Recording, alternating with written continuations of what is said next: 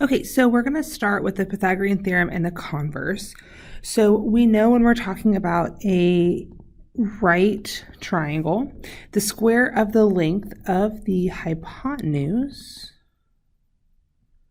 is equal to the sum of the squares of the lengths of the legs. And so we know the Pythagorean theorem is a squared plus b squared equals c squared.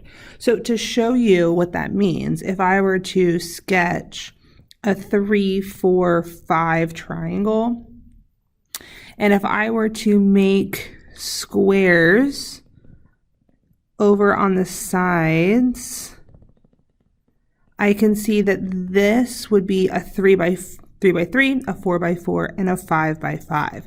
So if I were to actually square this, this would be 9, this would be 16, and this would be 25. So 9 plus 16 is 25. So that's kind of a visual representation of what we're talking about when we talk about the squares of the lengths of the legs, etc.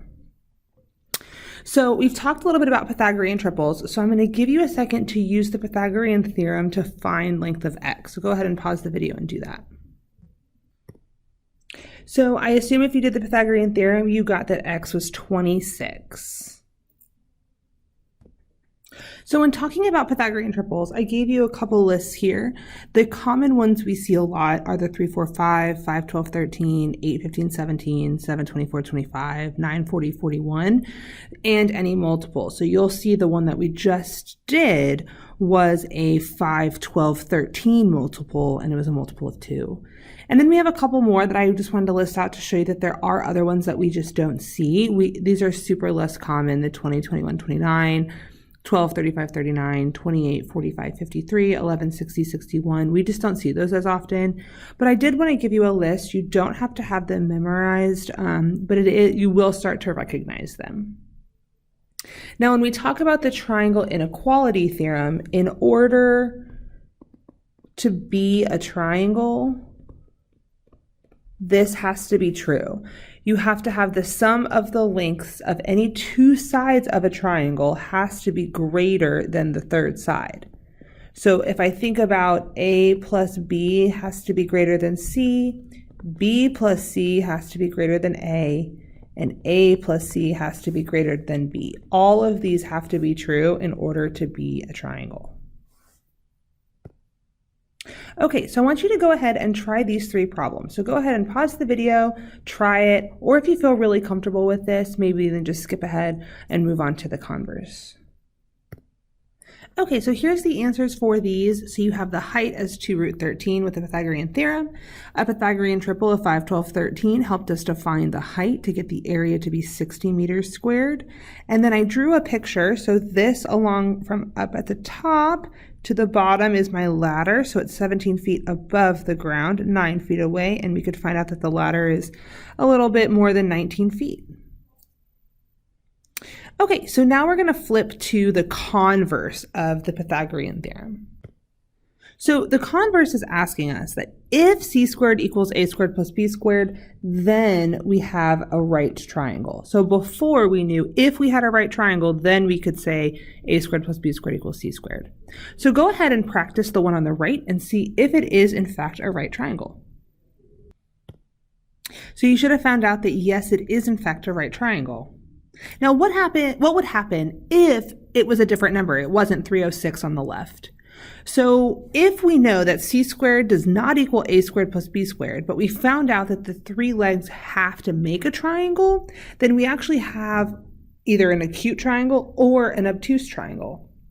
So if the square of the longest side is less than the sum of the squares of the other two sides, meaning that c squared is less than a squared plus b squared, or you could think about it as a squared plus b squared is greater than c squared. It just depends how you think about it. Then we have an acute. And on the flip side, if it's greater than the sum of the squares of the other two sides, so if c squared is greater than a squared plus b squared, or you could think about it as if a squared plus b squared is less than c squared, then we have an obtuse. So take a second to these next two and identify if they form a triangle, and if they do, state whether it's acute, obtuse, or right. Okay, so we found out for the first one that immediately one failed, so it's not a triangle. And in order to be a triangle like in number 2, you had to make sure that all 3 of them were true. It can't just be that 8 plus 2 plus 4.1 is greater than 12.2 and call it a day. Because if we look at the left, 20 plus 36 is very much bigger than 15. And 15 plus 36 is very much bigger than 20. But we did have one fail, and that's all it takes. So to find out if it's obtuse, acute, or right, we always want to make sure that our a squared and b squared are the smallest numbers and c squared is the largest number. So we found out that this was obtuse. So now go ahead and work through these 2 application problems on your own, and then we'll come back. Okay, so for the first one, I went ahead and drew a triangle, and I knew that if I had perpendicular lines, I needed to have a right angle present. And so the right angle would need to go right here. So 2 squared plus 3 squared does not equal 4 squared. So since there are no right angles present, there are not perpendicular lines. For the second one, I drew a picture and labeled it. And first I thought, well, what if I divided them all by 2? Well, I would have 16, 24, and 25. And I thought to myself, is that a Pythagorean triple? But I couldn't remember. So I did the Pythagorean theorem with 32, 48, and 50, setting it up as though my smaller ones were the legs and the bigger ones the hypotenuse. And I found out that it is not a right triangle. So for those of you that need some help with radicals, simplifying, things like that, take a second and work through this, and I'll fill in the notes for you, and then you can pause the video and double check your work. Okay, so these are the answers that I found for these. Notice we're not rationalizing. I'm not worried about that. And then also when we look at finding the length here, I did the distance formula. That's something that we're really comfortable with. But I also wanted to show you that we could draw in a triangle here. And I see that I have a 3, 1, 2, 3, a 4, 1, 2, 3, 4. I know that these are perpendicular to each other, so EF would have to be 5. So you could have used an idea of a Pythagorean triple, or you could have used the distance formula. So that's it for the Pythagorean theorem and the converse. Now we're going to get started with our next section, which is special right triangles. So go ahead and open up the next document, and then we're going to get started in a few minutes. Okay, so to start, what I would like for you to do is to use this triangle, 45, 45, 90. This means that since these angles are congruent, that we're dealing with an isosceles triangle, so our legs are also congruent. So I want you to take a couple minutes and choose any whole number lengths for the legs, and then use the Pythagorean theorem to find the hypotenuse length. So take a second and do that. So I just picked a random number of sides here. So I picked 1, 2, 10, and 500 just to kind of see what they would look like. And so looking at the hypotenuse, do you notice a pattern? The pattern is that if the legs are exactly the same, then the hypotenuse is whatever the leg is times root 2. So if we see that L squared plus L squared equals C squared, if we solve for C, I get 2L squared equals C squared. I take the square root of both sides and I get L root 2 equals C. So no matter what we have for a 45, 45, 90 triangle, and again, those 45, 45, and 90 are not the side lengths or the angle measures, we know that whatever the length of the legs are, the hypotenuse is root 2 times as long as either leg. So let's see an example of this. So we're going to do the one on the right first. So I have a 45, 45, 90 triangle. I know that these legs have to be congruent. So if one leg is 10, the other leg has to be 10. So this would be 10. And then the hypotenuse would be 10, which is the length of the side, times root 2. So y would be equal to 10 root 2. Now, Thinking about the reverse of that, now I'm told what the hypotenuse is.